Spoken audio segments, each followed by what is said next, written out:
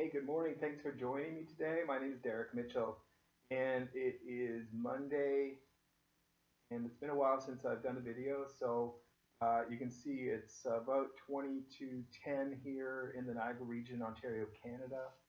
I hope everyone's had a good weekend and doing well. So what are we here for today? We're here to talk about you and what you need to do to improve your life from a diet, somewhat from an exercise perspective, as well as from an emotional health point of view. So everything is, in my opinion, is holistic. So you need to look at every parts of your personality. I'll tell you this. I'm just going to go through five things that you can do, simple things. If you are having a struggle losing weight, getting healthier, if you're having stomach issues, if you're having any kind of challenge, I'm going to give you five suggestions, simple ones that will start you in the right direction.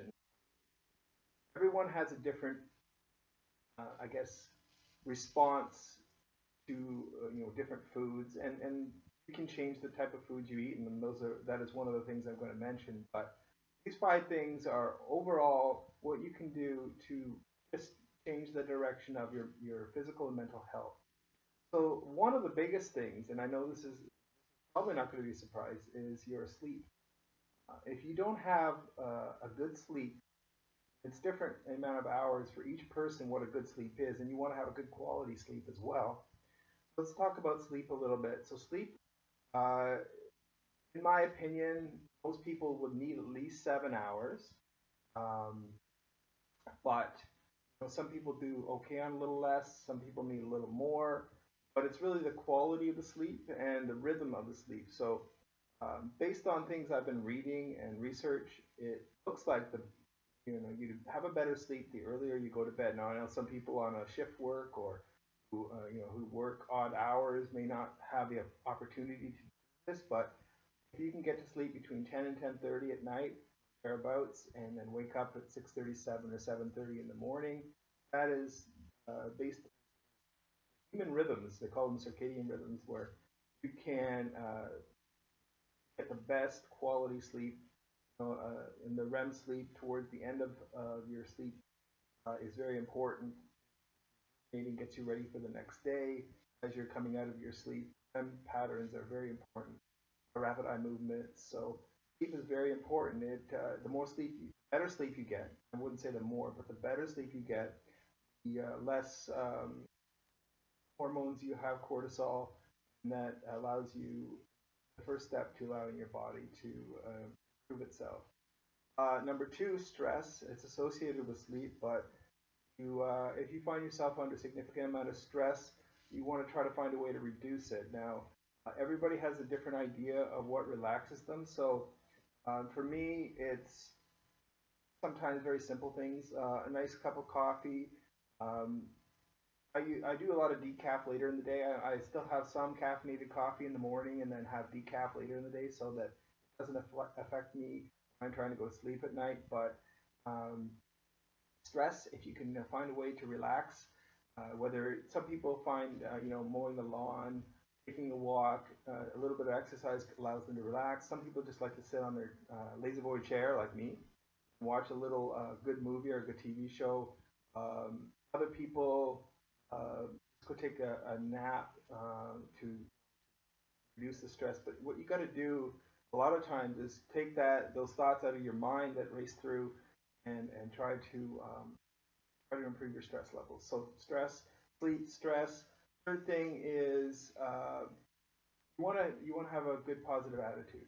So it's it's going to affect the first two actually, but if you find yourself thinking negative thoughts, negative speak, you're going to find yourself really your life is not as happy as it can be. The more happy you are, the easier it will be to manage your health and your weight. And I know these are quite esoteric, these comments, but the bottom line is, do you want to improve things or not, or do you want to just sit there and have things stay status quo?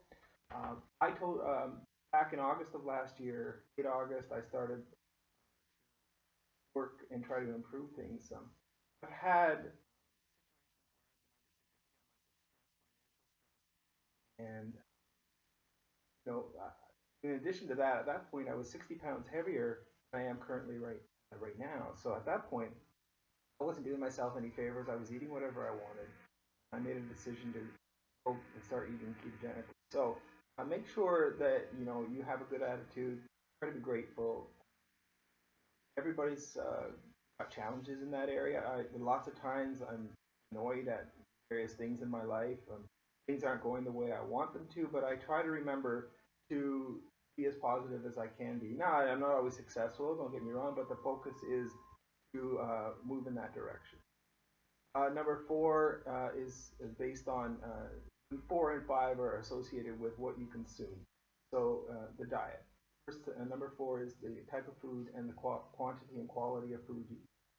So I am here to promote, and I talk about low carb type of eating, focusing on those healthy fats from meat and food and some cheese if your body can tolerate hard cheeses. Those have within limited quantities, and you want to be able to have those saturated fats.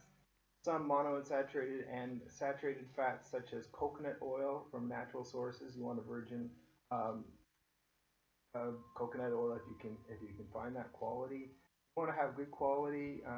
Fatty meats are better. A lot of people in the society eat lean meats, but quality fatty meats are better. Last night I had chicken wings for dinner. I had 3.5 pounds of chicken wings because it's got the fattiest part of the chicken. I don't eat chicken breasts all that often because they're not very fatty and it's a lot of protein. So focus on higher fat, lower protein, moderate protein, and definitely low carbohydrates. So you don't want any of the packaged nonsense. You don't want any carbs that are in things such as burgers, fries. You want to stay away from sugars of all sorts. But you've seen videos from me before talking about this way of living. I'm not going to go into that very much. But number 5 is one that some people will be okay with, other people won't. But when you're eating low carb, you want to stop drinking. Now, under the low carb diets, they do say you can drink hard alcohol at times within limited quantities. I suggest for the first month or so that you're trying this way of living, way of eating, that you stay away from alcohol of all kinds, whether it be wine or hard spirits or beer specifically as well. Even though there are some low carb beers and there are some low carb, the hard alcohol technically doesn't have any carbohydrates in it or very little. I would say stay away from it. What happens with hard liquor is, while it doesn't affect your carbohydrate levels, it is a sugar alcohol in the sense that it will be used by your body first. So when you drink alcohol, it stops fat burning when you're in ketosis until it burns off that alcohol, and then it goes back to ketosis where it's burning your body fat for fuel as opposed to carbohydrates or alcohols or anything like that. So if you find that you're stuck and you can't lose weight and you're still drinking vodka or gin or something like that, cut it out for a while and see if that helps you in your journey. This is for me, and I hope for you as well, not just something you're doing to lose 5 or 10 pounds, although that it does help. The higher weight you are, the more ability you have to lose weight doing this type of eating. But it should be something that you enjoy. But do you like to eat bacon? Do you like to eat eggs? Do you like to eat steak, hamburger, pork chops, or whatever else is? Again, keep the protein moderate. Fat levels, try to aim for 80% each day of your diet fat. I add a lot of coconut oil to my coffees. I have one right here. So my Starbucks cup. I enjoy a good cup of coffee, but I know that too much caffeine can stress your adrenal glands, and that's why I make sure that if I'm going to have caffeinated coffee, I try to have it in the morning. A lot of people don't believe in caffeine when you're eating low carb. I say you need to judge how it affects you, how your body reacts to decide whether it's appropriate for you. If you find that you're not losing weight and that's one of your goals for this type of eating, then you want to cut caffeine out at least temporarily and to see how that affects you. If it affects you positively, in other words, once you cut it out that you're losing weight, keep it off. until you're at or close to your goal weight, and then you can slowly add a little bit of caffeinated coffee back into your diet. I happen to enjoy coffee, the taste, the flavor. I used to have cream in my coffee. You can have some heavy cream if that's really something that is important to you. I try to cut it out because I use coconut oil now for the fat portion, and cream is not as efficient as coconut oil is when you're adding it to your drink. So, and I mix it in a blender and make it like a latte, so it tastes really good. Anyway, so I hope everyone's doing well. Thank you so much for taking the time to watch what I have to say. Uh, I don't care. I don't care. I do care, but I don't care about all those companies out there who are trying to promote their products, they're garbage, and having whole foods that are healthy for you, meats, cheeses, eggs. Those type of things are what you should focus on in your food and your eating. Try to cut out alcohol if you can. Some people find it hard, so try to at least cut it down if you can't cut it out. Work in the direction of being healthier, happier, and weighing less. My name is Derek Mitchell.